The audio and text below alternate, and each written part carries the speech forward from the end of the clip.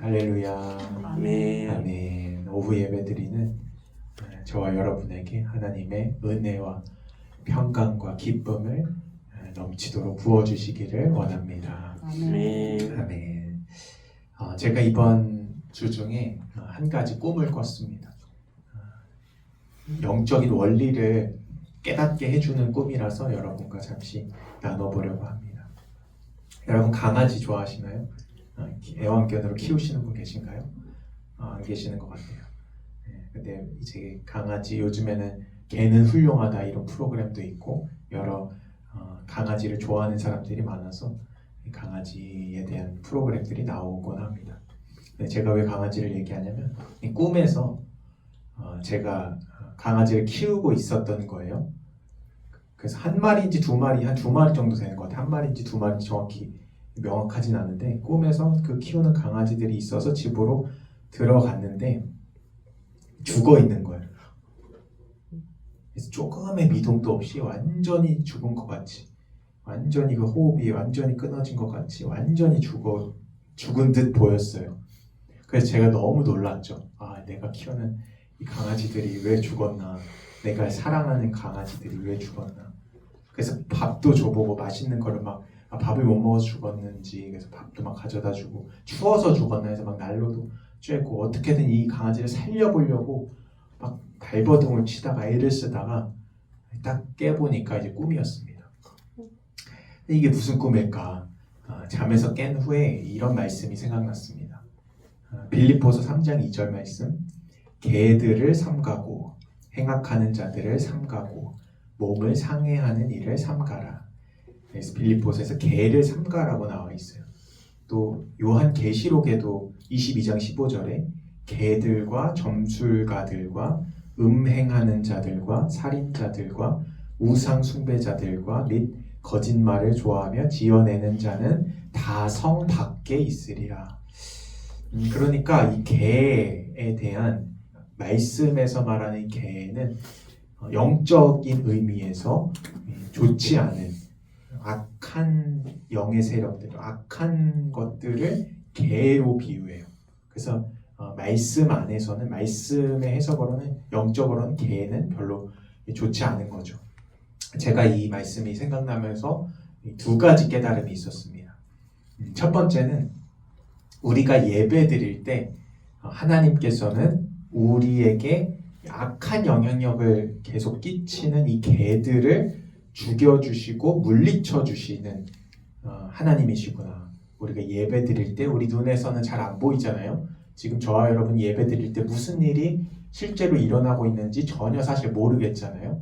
그런데 영적인 세계에서는 우리 눈에 보이지 않지만 예배 드릴 때 이 개들, 하나님께서 그 싫어하시고 악한 세력들, 우리에게 악한 영향력을 주는 이 개들을 하나님은 우리가 예배 드릴 때 물리치시고 없애시고 죽이시는 그런 역사들이 일어나고 있는 것이 바로 이 예배다. 그래서 이 작전 기도 기간에 왜 이것이 보였을까요? 저에게 그러니까 작전 기도 기간에 특별히 이 꿈을 꾼 것은 제가 더 근신하고 깨어서 이 예배에 더 하나님께 가까이 하나님을 더 사랑하고 예배를 더 드리다 보니까 하나님이 보여주신 거죠. 너의 지금 작전 기도와 예배가 받아지고 있고 그래서 하나님께서 이런 삼가야 할 이런 악한 영의 세력과 이 개들을 하나님께서 죽이신 것이죠. 쫓아내시고. 그래서 이 예배를 통해서 하나님은 우리를 거룩한 자녀로 인도하고 계시는 거예요.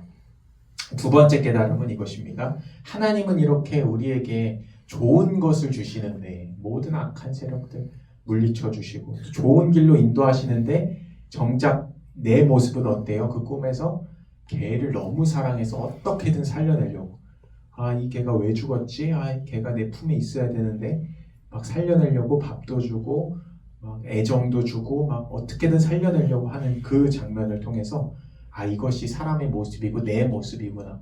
하나님은 그것 악한 것들을 다 죽여주시고 우리에게 좋은 것을 행해주시는데 정작 나는 그 썩어질 것, 그 악한 어떤 죄들을 막 끌어안는 거예요. 그 개들, 하나님이 싫어하신 것들을 어떻게든 살려보려고 어떻게든 그곳에 하나님을 가까이 하는 게 아니라 개들을 가까이 하려고, 악한 것들을 가까이 하려고 살려내려고 하는 것을 이제 보게 된 거예요. 저와 여러분들이 이런 상태인 것이죠. 영적인 세계에서 보면 우리는 그렇기 때문에 죄인인 것이고, 끊임없이 하나님의 반대편의 것을 찾는, 세상의 것을 찾고 세상 정욕을 찾고 쾌락의 정욕을 찾고 하는 것이 우리이기 때문에, 그렇기 때문에 제가 이 꿈을 꾸면서 깨달음이 우리가 더 계속해서 이 예배에 성공해야 된다, 이런 깨달음이 있었습니다.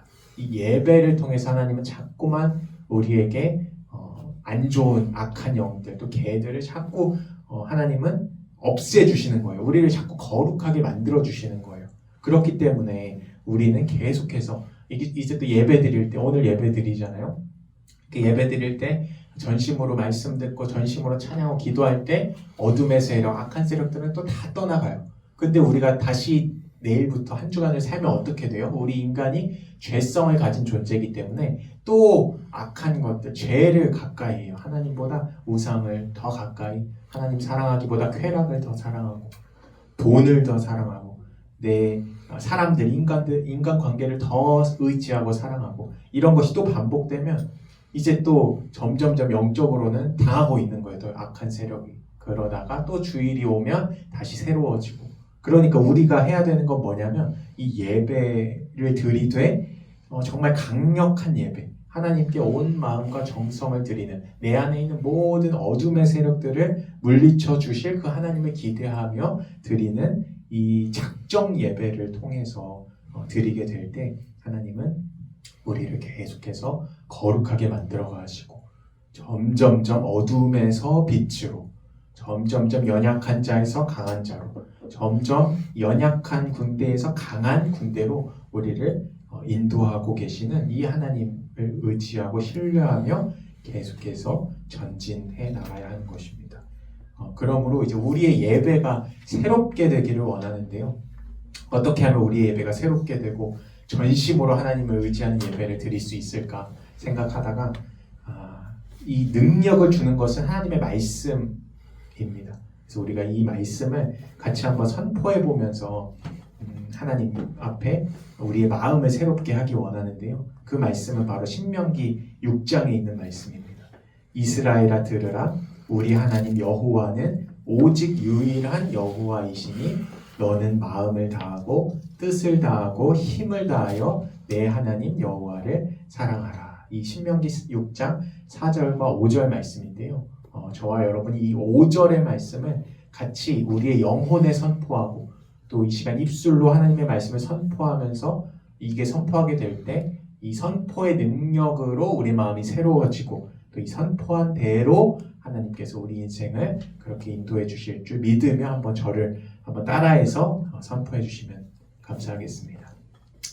하겠습니다. 너는 마음을 다하고, 너는 마음을 다하고 뜻을 다하고 힘을 다하여 내 하나님 여호와를 사랑하라. 내 하나님 여호와를 사랑하라. 한 번에 해볼게요. 너는 마음을 다하고 뜻을 다하고 힘을 다하여 내 하나님 여호와를 사랑하라. 한번 해보시겠어요? 너는 마음을 다하고 뜻을 다하고 힘을 다하여 내 하나님 여호와를 사랑하라. 할렐루야. 아멘. 아멘. 우리가 선포한 것처럼 우리가 예배가 새로워지고 우리의 마음이 여호와 하나님만을 사랑하게 되시는 저와 여러분의 복된 인생이 되시기를 예수님의 이름으로 축복합니다. 오늘 말씀의 제목은 아브람에서 아브라함으로 라는 제목입니다.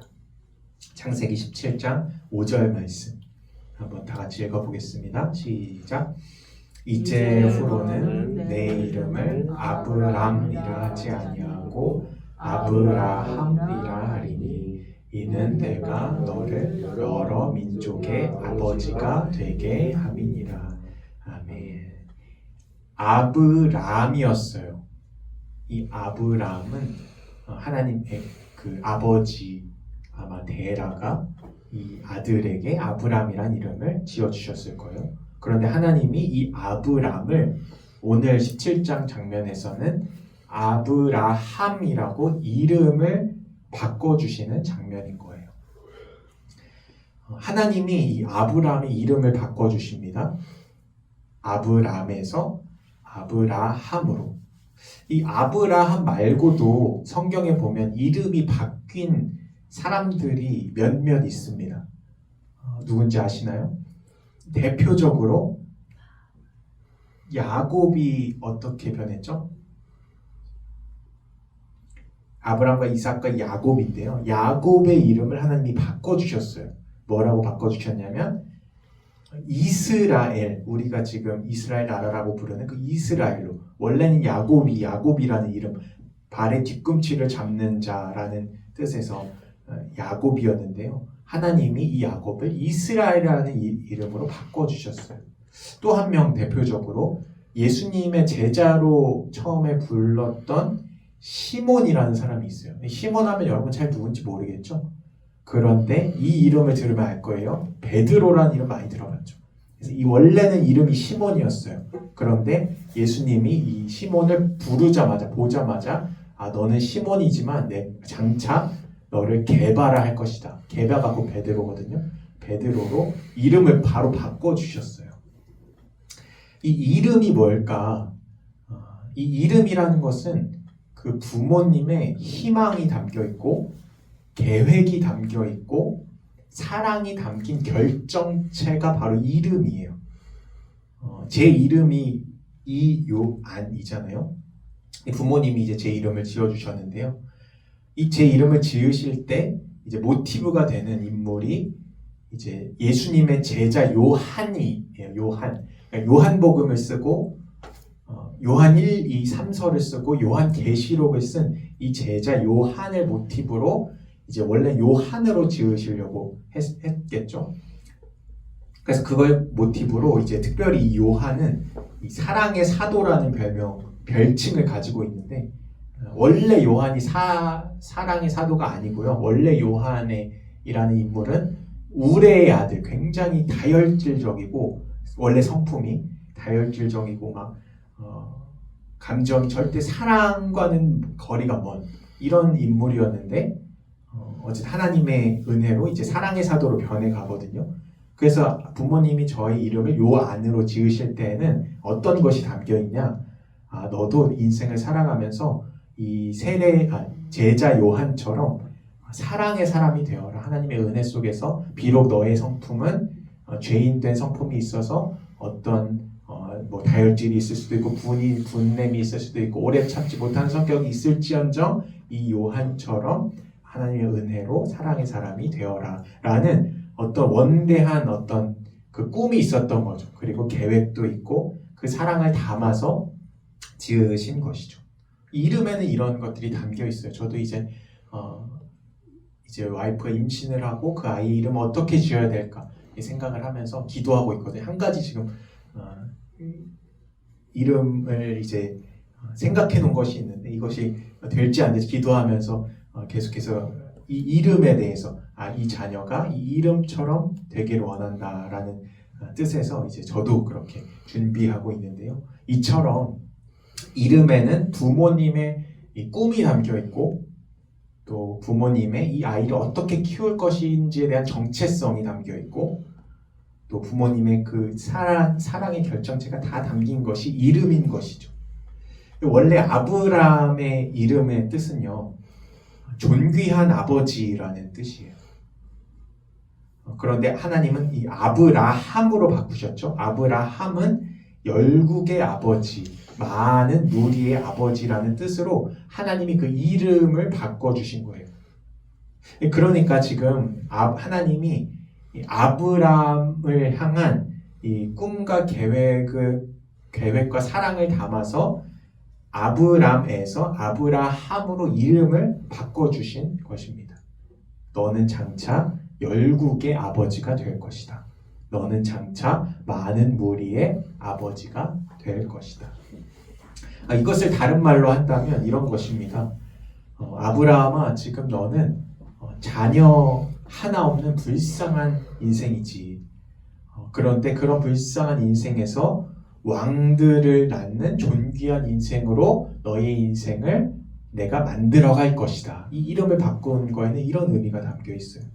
아브라함아, 지금 너는 무명이지. 아무도 너를 알아주지 않고 인정해주지 않고 이름이 없는 무명인 인생에서 내가 너를 장차 유명한 인생으로 만들어갈 것이다. 그런 뜻에서 이름을 바꿔주신 거예요. 아브라함아, 지금 너는 아무것도 아닌 자 같지. 그러나 앞으로 모든 것을 가진 사람으로 만들어갈 것이다. 이 하나님의 작정과 하나님의 계획이 담긴, 이름에는 그런 사랑의 결정체라 그랬잖아요. 꿈의 결정체, 부모님의 자녀를 향한 의도와 계획이 담겨 있다고 그랬잖아요. 그래서 지금 아브라함을 하나님께서 내가 너를 앞으로 이렇게 만들어갈 것이다 해서 이름을 바꿔주신 것입니다. 이것이 아브라함을 향한 하나님의 뜻과 계획이었어요. 그리고 아브라함의 후손인 저와 여러분에게 동일하게 하시는 말씀입니다. 하나님은 저와 여러분을 무명인 자에서 유명한 자로 만드실 것입니다. 이 죄의 노예 같은 우리들을 왕 같은 하나님의 제사장으로 만드실 것입니다. 위대하신 하나님의 자녀, 또 영광스러운 하나님의 사람으로 우리를 거듭나게 하실 것입니다. 이것이 아브라함을 향한 하나님의 꿈과 계획이었고 지금 저와 여러분을 향한 하나님의 뜻입니다. 할렐루야. 이렇기 때문에 어떻게 우리가 하나님을 예배하지 않을 수 있겠습니까? 여러분이 이 말씀을 믿는다면, 여러분이 지금 이 말씀을 믿지 않아서 그렇지, 여러분이 정말 하나님께서 나를 향해서 이 아브라함의 이름을 바꾸신 것 같이 지금 예배드리는 지금 나를 향해서 이런 꿈과 계획이 있구나. 무명한 자에서 유명한 자로, 아무것도 아닌 자에서 모든 것을 가진 자로, 세상에 빛을 비추는 빛의 자녀로, 왕 같은 제사장으로 하나님의 영광과 존귀를 알리는 하나님의 그 아버지의 영광을 비추는 자녀로 나를 지금 만들어 가시고 빚어 가시는 분이 바로 하나님이시구나. 이 사실을 정말 믿음의 눈을 들어서 믿게 될 때 우리는 그 하나님을 예배하지 않을 수 없고 또 찬양하지 않을 수 없는 것이죠. 하나님은 우리를 존귀한 길로 인도하시는 너무나 거룩하고 좋으신 하나님이신 것입니다. 그러므로 이 모든 것이 하나님의 은혜로 만들어진 것이죠. 사실 여러분의 스스로 한번 생각해 보세요. 내가 과연 그런 자격이 있나? 물론 아직 되지 않았지만 빚어가는 과정이지만 내가 정말 이 아브라함처럼 다윗처럼 나를 정말 하나님이 그렇게 높은 곳에 존귀한 곳으로 만들 내가 자격이 있는 사람인가? 하나님은 말씀하시고 이 말씀대로 이루어 가실 거예요. 그런데 우리가 해야 될 일은 그 은혜에 대해서 한번 생각해 보는 거예요. 내가 과연 그런 자격이 있는 사람인가? 내가 그 크신 은혜를 받을 만한 어떤 그런 사람인 것인가?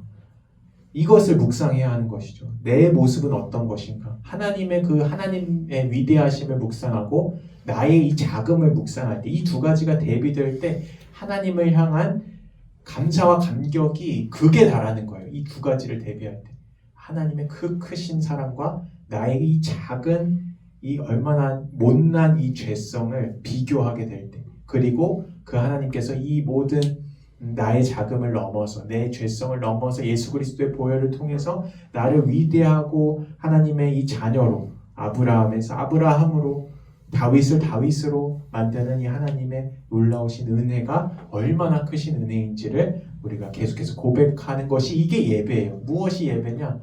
그냥 와서 찬양하고 기도하는 게 예배가 아니라요. 하나님 앞에 예배드릴 때 이런 나를 세워주시고 앞으로 나를 장차 아브라함으로 인도하실, 장차 유명하게 하실, 장차 하나님의 나라의 영광스러운 자녀로 삼으실 하나님을 찬양합니다. 나는 너무나 부족합니다. 그런데 하나님은 이렇게 위대하십니다. 이 마음이 담긴 예배를 드리는 것이 예배지, 그냥 와서 찬양하고 기도하고 돌아가는 것이 예배가 아니라는 것입니다. 말씀의 결론을 맺습니다. 이번 한 주간도 이 하나님이 우리를 향하신 이 계획, 이름을 바꿔주시는, 우리의 정체성을 완전히 바꿔주시는 하나님의 품에 함께 거하시기 바랍니다. 예배로 하나님을 높여드리시기 바랍니다. 나 같은 죄인을 존귀하고 영광스럽게 인도하실 하나님만을 사랑하시기 바랍니다. 그래서 하나님이 주시는 기쁨을 누리며 감사가 넘치는 한 주 되시기를 예수님의 이름으로 축복합니다. 네. 모든 이들